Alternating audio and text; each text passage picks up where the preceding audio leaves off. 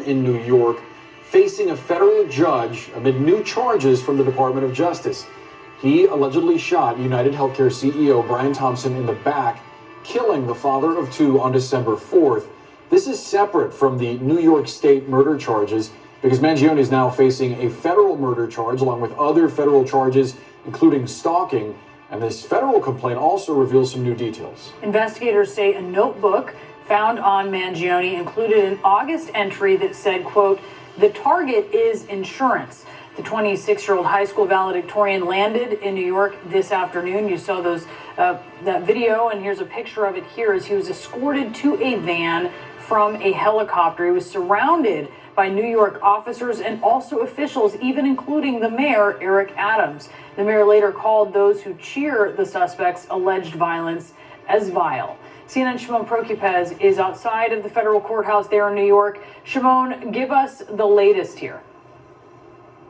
Okay, so we can say now that the hearing is underway. The first appearance for Luigi Mangione on the federal charges is now underway, and he is seated between his attorneys at this moment, according to our Kara Scannell, who is inside the courtroom watching all this unfold. And so he's in court. The judge will start the proceeding. There will be a series of questions. He will be told what his charges are, those 4 counts, very serious 4 counts.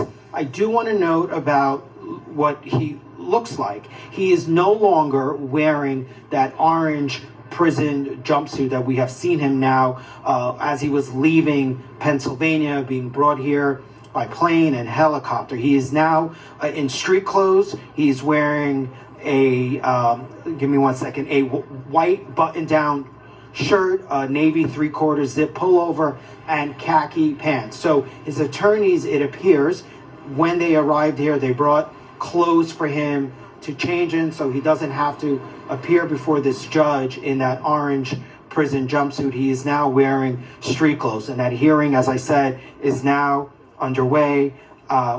So just one other thing I want to read here from our producer there inside, who says that he came into custody at approximately 1 p.m. He was transported to the Southern District of New York, which is the courthouse behind me, by NYPD personnel and then the FBI. And so the FBI took him into custody, and so we are here today.